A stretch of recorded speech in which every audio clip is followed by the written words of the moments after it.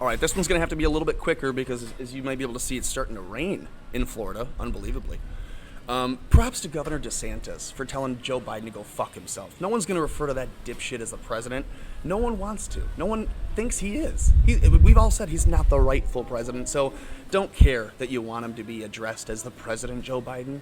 No one's going to do that. Go fuck yourself, Joe. I'll say it too. I'm with the governor here. Thank you. So, interestingly enough, though, day 3 highlights given to us by the New York Times. Interesting little argument from the prosecutor. What was the first reason to impeach the president the first time around? It's because they didn't want him to run again. They could not stand the thought of losing another election. And they didn't know that they would absolutely want to... They didn't know if they were going to be able to cheat it the way they were. This was a long time coming from last year in October when they decided they were going to try to begin a conversation around impeaching the president. Oddly enough, though, that was the same time that COVID came out. So you can see they're playing multiple hands at the table. And one of them looks like it took the pot, which was off fraud, yay, of the election, yay. So they're saying the prosecutors for the impeachment now, they've rested their case. They made a damaging case, an explosive case against the president, they said. On CNN, if you were paying attention, MSNBC said it was a decisive victory already, and now we just have to wait for the senators to do the right thing.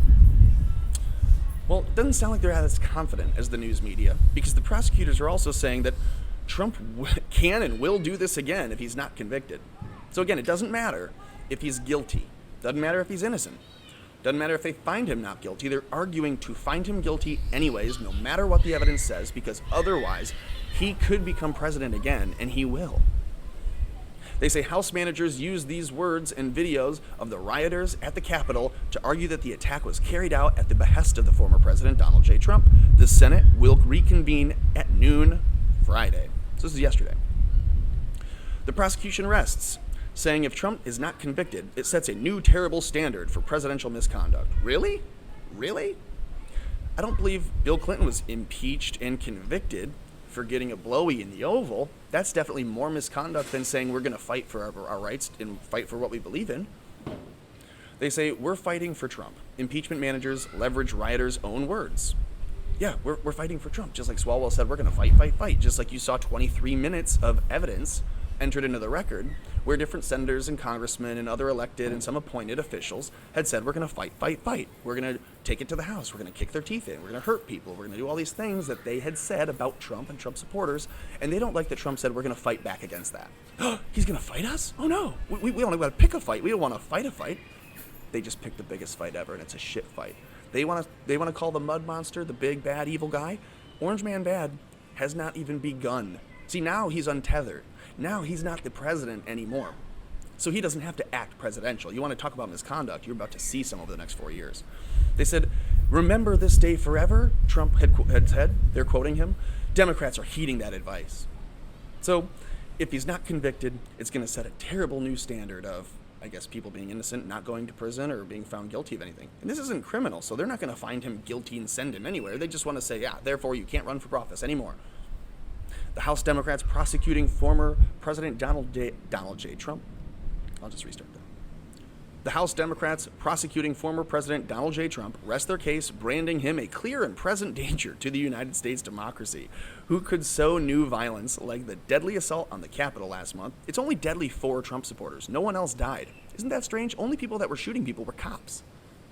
D.C. police. A little strange there if you're going to try to paint it as if the Trump supporters killed people. They were the only ones killed. Even the cop that died of a blood clot because he inhaled pepper spray and it coagulated in his blood, even that guy was a Trump supporter. And his parents asked that the news stop publicizing his death. They won't. They don't care. They're standing on the deaths. They're standing on the shoulders of the dead. That's what they're doing. They want him barred from holding office ever again. They're calling on senators to render impartial justice and embrace the common sense of the country's founders, and the 9 impeachment managers closed their case by laying out the grave damage of the January 6th riot that caused not just lawmakers or police at the Capitol, but to the democratic system. And I've always said this. When they say this is dangerous to our democracy, this is about our democracy, we need to save our democracy, they're talking about communism. They're talking about their struggle, their power hold on our government, and it's illegal and corrupt as fuck. And they know it, And you know it. Everyone knows it. And that's why they're saying, if Trump's not convicted, it's common sense he'll run again, and that's dangerous to our democracy. It's like the news says it all in unison. It's dangerous to our democracy.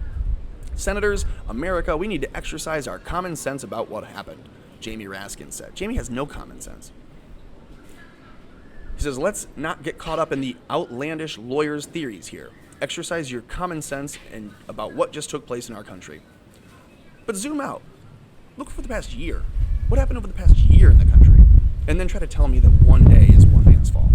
Like the video, comment on the video below, share this out, subscribe to the channel, and as always, help keep America afloat.